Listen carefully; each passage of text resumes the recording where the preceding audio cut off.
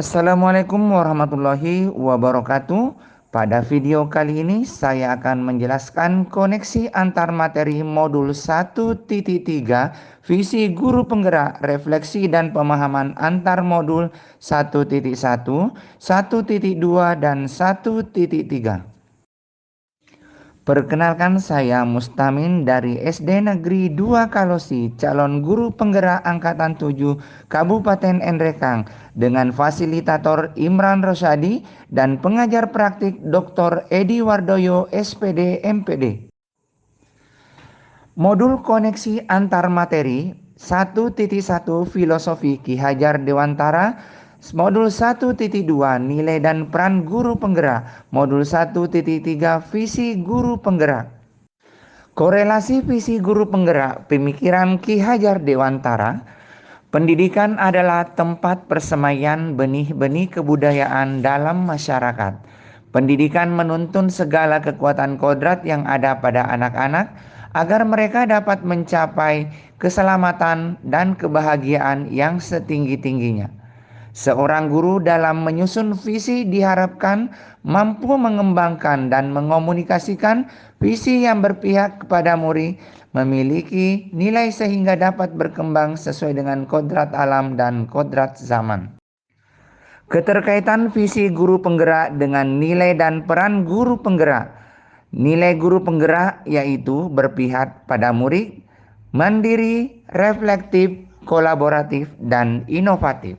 Sedangkan peran guru penggerak itu sendiri adalah menjadi pemimpin pembelajaran, menjadi coach bagi guru yang lain, mendorong kolaborasi, mewujudkan kepemimpinan murid, dan menjadi komunitas praktisi. Sedangkan visi guru penggerak harus mampu menggambarkan seperti apa layanan dan lingkungan pembelajaran yang perlu kita berikan pada murid berdasarkan nilai dan peran guru penggerak dalam mewujudkan profil pelajar Pancasila. Kesimpulan keterkaitan materi.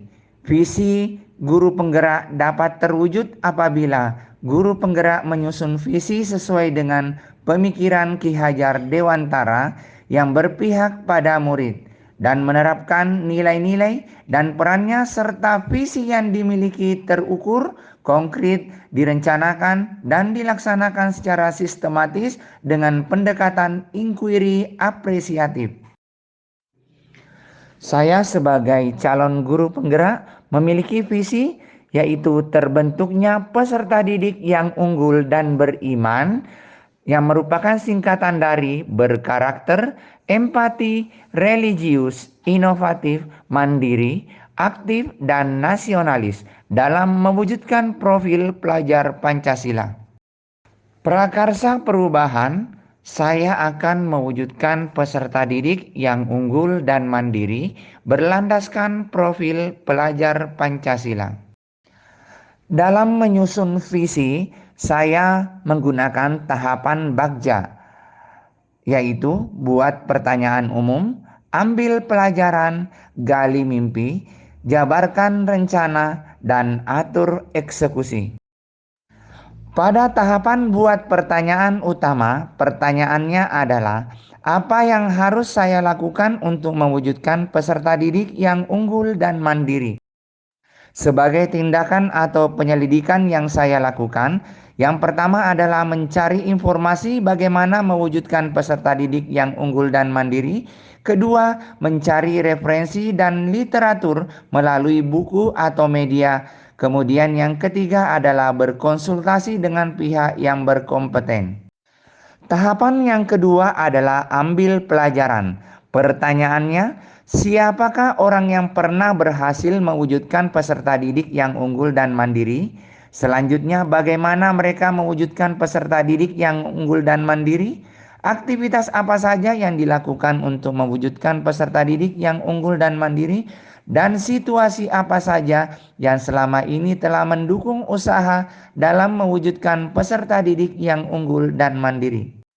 Tindak atau penyelidikan yang saya lakukan, yang pertama, mencari informasi dari kepala sekolah dan guru yang sudah pernah berhasil.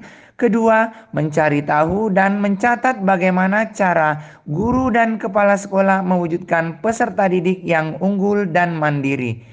Ketiga, mengidentifikasi aktivitas guru dan kepala sekolah yang sudah mewujudkan peserta didik yang unggul dan mandiri. Serta yang terakhir adalah menggali pengalaman dan usaha guru dan kepala sekolah dalam mewujudkan peserta didik yang unggul dan mandiri. Tahapan yang ketiga saya lalui adalah gali mimpi. Dalam gali mimpi, pertanyaannya adalah, apa kebiasaan-kebiasaan baru yang saya bayangkan terjadi jika terwujud peserta didik unggul dan mandiri? Kedua, bagaimana perasaan saya dengan terwujudnya peserta didik yang unggul dan mandiri?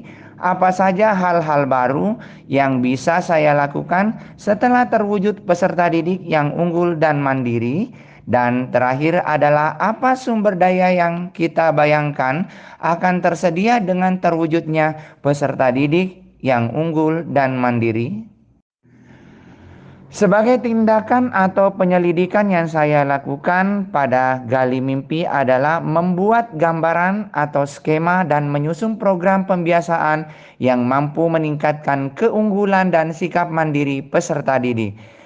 Selanjutnya memajang di ruang kelas dan mengingatnya selama melakukan usaha-usaha selanjutnya. Menjadikan kelas dan sekolah adalah lingkungan bersama untuk mencetak peserta didik unggul dan mandiri.